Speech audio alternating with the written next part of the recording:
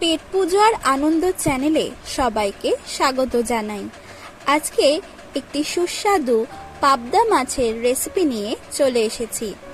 আজকে যে রান্নাটা আপনাদের সাথে শেয়ার করে নেব সেটা হলো পাবদা মনোহরা।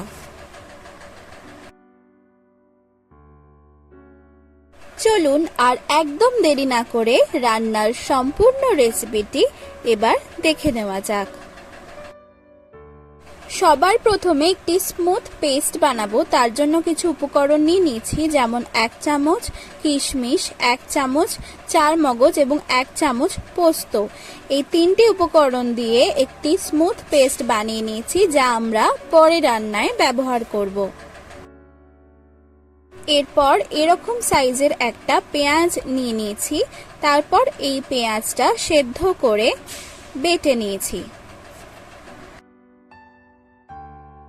এরপর 3টি পাবদা মাছ নিয়ে নিয়েছি, তারপর ভালো করে ধুয়ে নিয়েছি।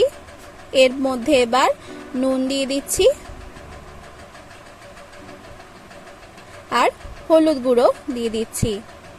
এরপর ভালো করে এই নুন আর হলুদ দিয়ে মাছগুলো মাখিয়ে নেব। মাছের দু পিঠটাই ভালো করে নুন আর হলুদ দিয়ে মাখিয়ে নিতে হবে।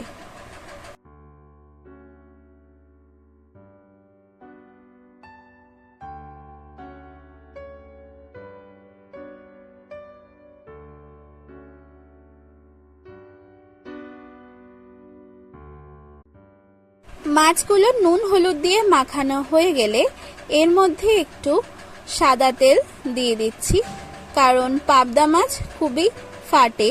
তো এই সাদা তেল মাখিয়ে নিলে পাবদা মাছগুলো ভাজার সময় তুলনামূলকভাবে কম ফাটবে।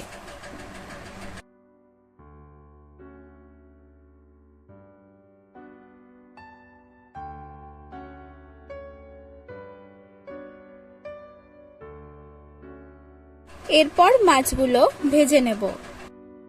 তার জন্য একটি কড়াইয়ে পরিমাণ মতো সাদা তেল দিয়ে দিলাম আর তেলটা ভালো করে গরম করে নেব।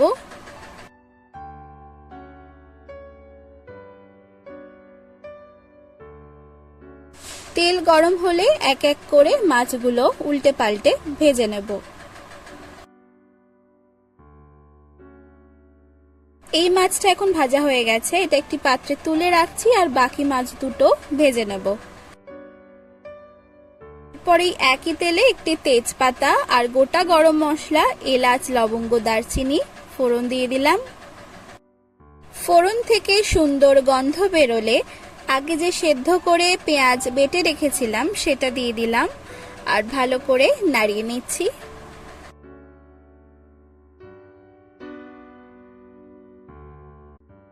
পেঁয়াজের কাঁচা গন্ধটা চলে গেলে এর মধ্যে সামান্য হলুদ গুঁড়ো আর 1 চামচ কাঁচা লঙ্কা বাটা দিয়ে দিলাম।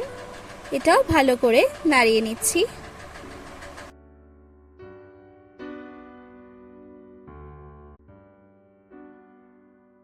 এরপর আগে যে স্মুথ পেস্টটি রেডি করে রেখেছিলাম সেটা এবার দিয়ে দিচ্ছি। এরপর সবকিছু ভালো করে নাড়িয়ে চাড়িয়ে কষিয়ে নেব।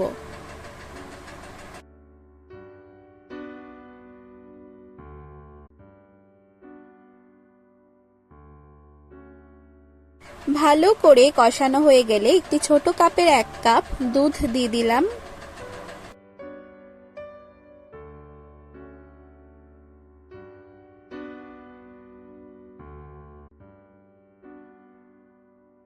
তিনটি গোটা কাঁচা লঙ্কা দিয়ে দিলাম।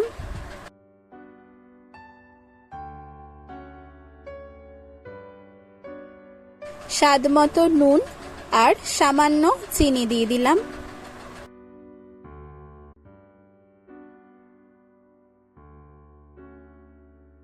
এরপর গ্রেভিটা ফুটে উঠলে আগে যে মাছগুলো ভেজে তুলে রেখেছিলাম সেইগুলো দিয়ে দিলাম আর হালকা হালকা করে একটু নাড়িয়ে নিচ্ছি।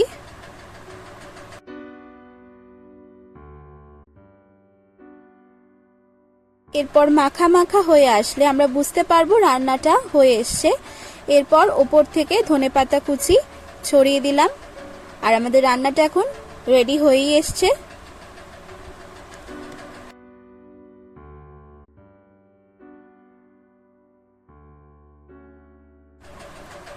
এরপর গ্যাসটা অফ করে দিলাম আর আমাদের এই রেসিপি এখন সম্পূর্ণ রেডি।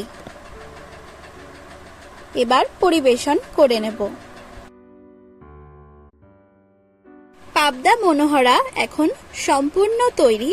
আপনারা এই রেসিপিটি গরম ভাতের সাথে ট্রাই করে দেখতে পারেন, খুব ভালো লাগবে।